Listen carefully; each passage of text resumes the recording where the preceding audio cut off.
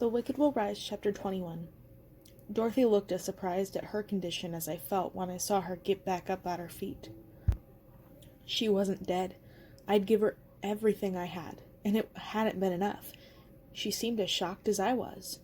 She stared at me, then looked down at herself, where my knife was still lodged in her body. She began to laugh at the absurdity of it. Then, with more strength than she should have left in her body, she kicked me in the stomach with a spiky heel and sent me flying onto my back. I struggled to my feet. She flicked her wrist and shot a bolt of energy at me, hitting me square in the rib cage.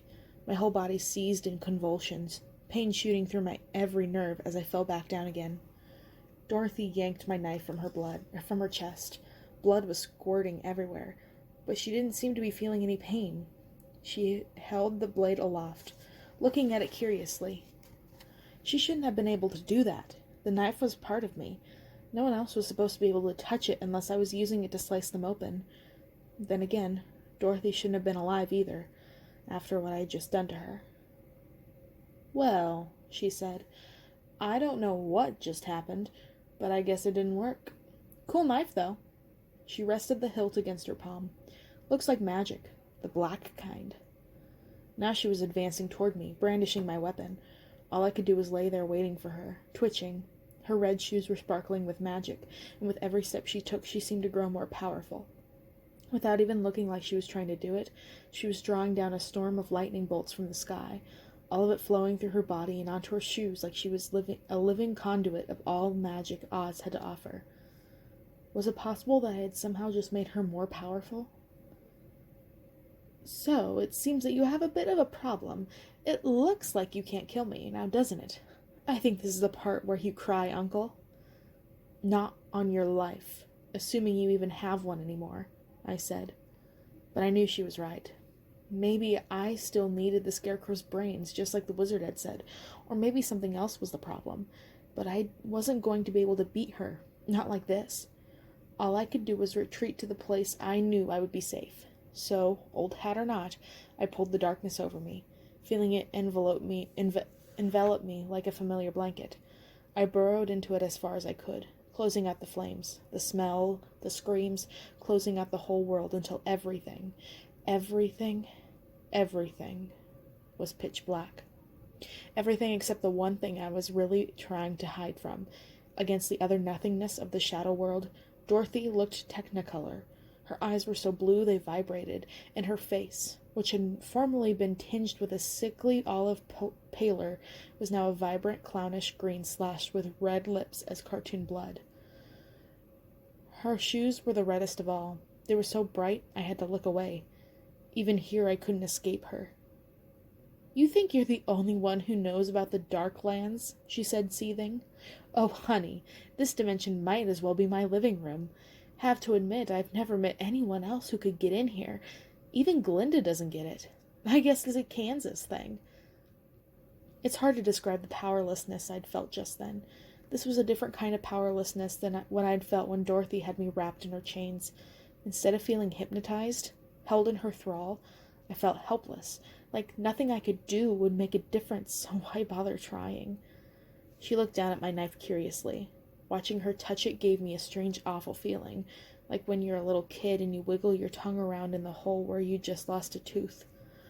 I could see that Dorothy understood my discomfort.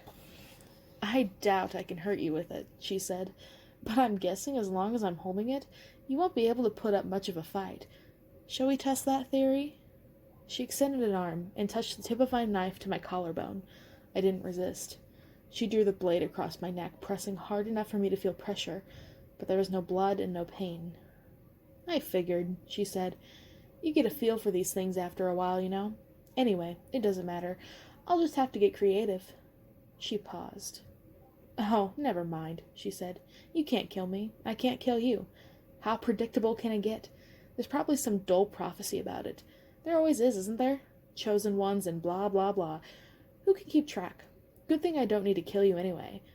Oh, I'd like to, but as Glinda's constantly reminding me, a girl can't have everything she wants. Not even me.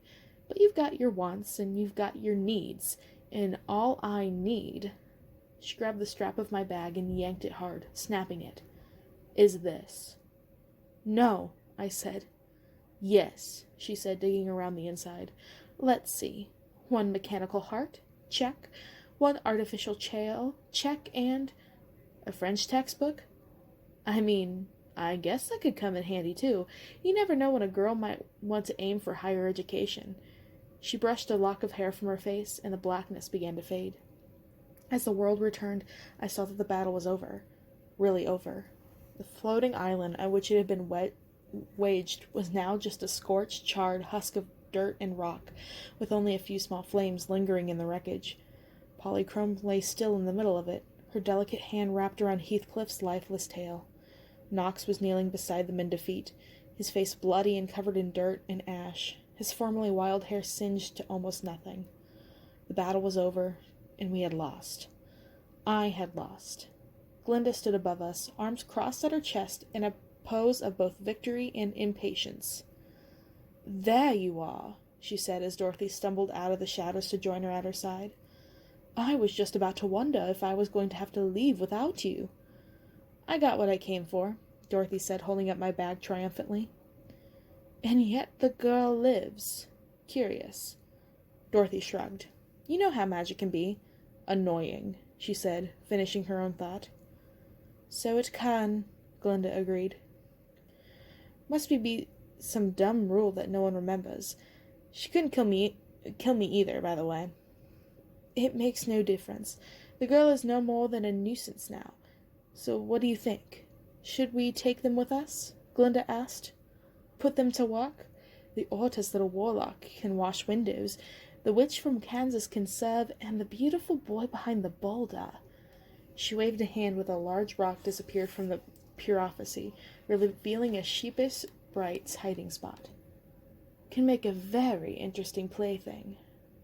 Even as she said it, I could see that it was, at least in part, bravado. She and Dorothy might have won, but they hadn't come out of this unscathed. Dorothy looked aged and decrepit, her skin still a sickly green, and even Glinda looked exhausted. Her bun had come undone, her armor had been pierced in several places, and she had a giant gash running from her shoulder to her elbow.